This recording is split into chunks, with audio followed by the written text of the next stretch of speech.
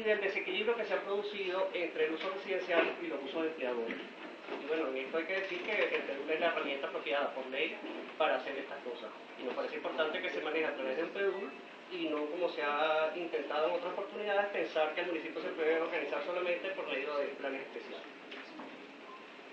Pero este procedimiento nos ha traído algunas inquietudes. La primera es que en la comunidad hay un desconocimiento de qué es y de cómo afecta el PEDUL.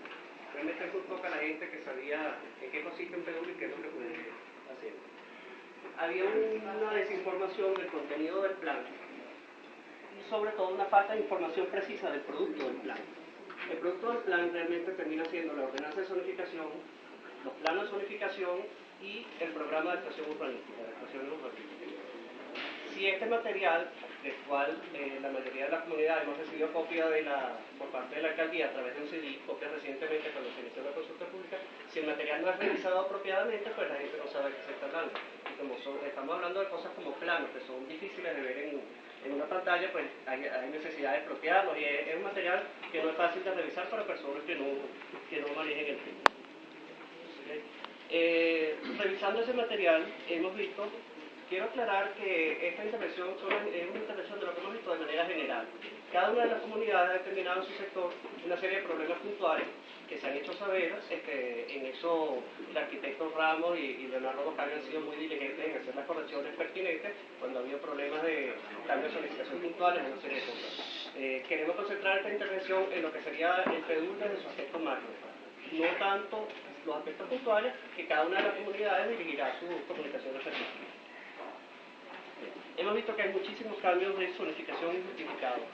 Realmente nuestros cambios de zonificación pueden afectar a los propietarios y pueden afectar también al municipio. Porque en caso de que haya un cambio de zonificación que genere un daño patrimonial al propietario, pues el propietario puede exigir una indemnización al municipio.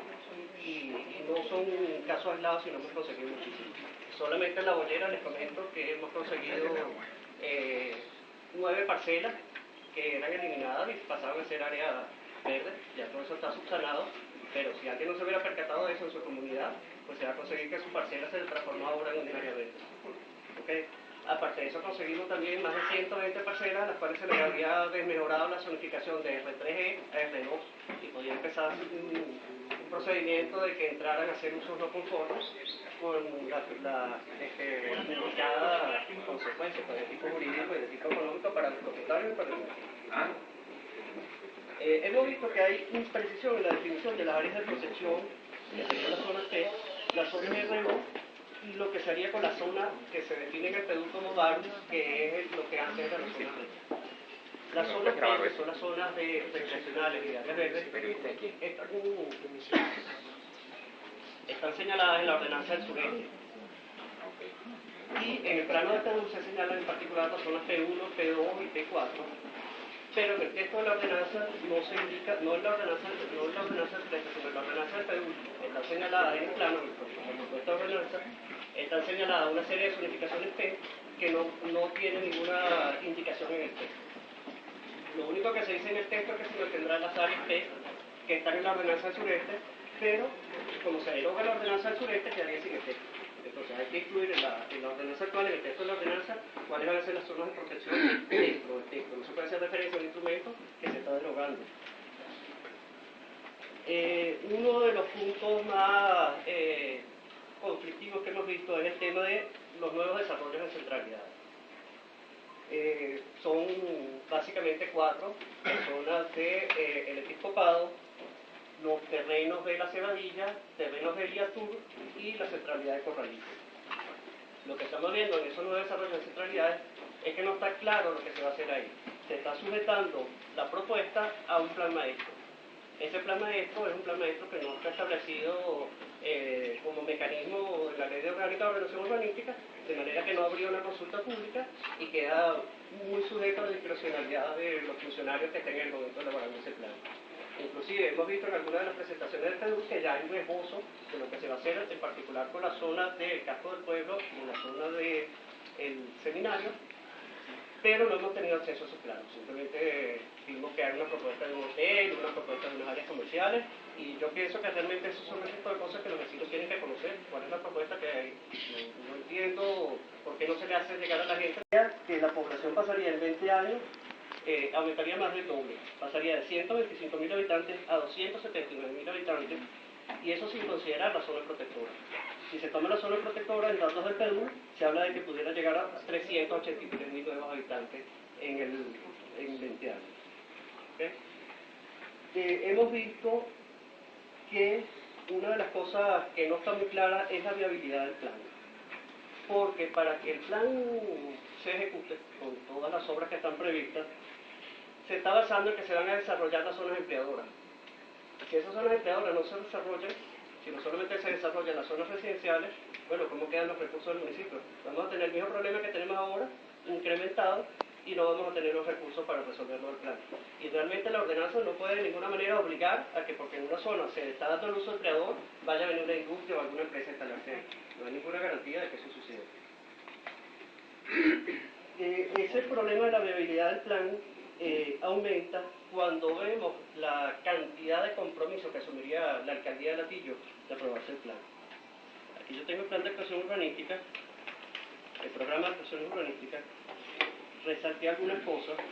Estamos viendo que en el mediano plazo el municipio, no el municipio, la alcaldía de Latillo, independientemente del proyecto, se está comprometiendo a obras por $27 millones, $27.631.000.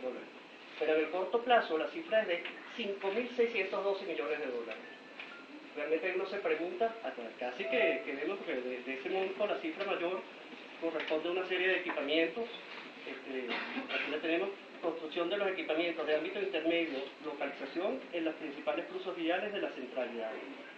Solamente esa partida en la centralidad en el corto plazo, que le correspondería exclusivamente a la alcaldía de Latillo, haciendo un monto de $5.608 millones.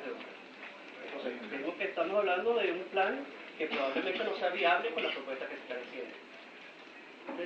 Y lo que tenemos los vecinos es lo que habitualmente pasa, que se proponen las obras, pero después no se construyen. Pasa con mucha frecuencia, tan es así que la ordenanza del sureste, que tiene 30 años de aprobada, hay una cantidad de obras de vialidad que todavía están en el plan. Tenemos la famosa circunvalación sur, tenemos la vía del seminario, que el que observa la ordenanza del sureste ve que la vía del seminario está propuesta como una vialidad de gran importancia, con distribuidores, y realmente lo que vemos ahora es una vía que ni siquiera está transitable. Okay. Y uno de los temas en los que hemos insistido, y quiero ir cerrando mi intervención con esto, es que de aprobarse el PEDUL en esta gestión, se le estaría dejando a las nuevas autoridades que estuvieron electas una cantidad de compromisos que probablemente no han podido revisar, porque ellos están precisamente inmersos en una dinámica electoral. Entonces, quedaría una nueva autoridad con una enorme cantidad de obras que tendrían que ser construidas, no se sabe si están los recursos, no se sabe si será viable hacerlo. Y las autoridades actuales de aprobar el PEDUL en este momento, bueno, quedarían simplemente dejando otra eterna historia que conocemos mucho en el municipio, que cuando lleguen las autoridades nuevas le dicen, no, eso se aprobó en los últimos meses de la autoridad. Eso, todos los alcaldes que han llegado aquí en Latillo siempre han tenido que decir, no, es que esas cosas se aprobaron en la administración anterior. Entonces quisiéramos que eso se evitara, ¿no? Yo lamento de alguna manera que la consulta pública del PEDUL, que debió haber sido simplemente una formalidad, tuvieran que surgir tantas cosas por revisar. Y recuerdo que cuando se hizo la primera presentación al Consejo Municipal, el concejal Catalán, que en ese consejo era el presidente de la Comisión de Urbanismo, planteó una serie de reuniones entre la alcaldía, la Comisión de Urbanismo y los vecinos para revisar todas esas cosas. Recuerdo que se iban a hacer los miércoles, iban a hacer 8 miércoles. A mí me invitaron, me dijeron que si quería participar, estuve muy dispuesto a participar, que lo que faltaba definir era el primer miércoles cuando iban a empezar. Y creo que todavía no se decidió. Esas reuniones, hasta donde tengo entendido, no se llevaron a cabo nunca. Si esas reuniones se hubieran hecho, muchas de las cosas que hemos visto se hubieran solventado, la consulta pública simplemente hubiera sido un trámite. Bueno, cierro con eso mi intervención y le dejo la palabra al doctor Trujillo.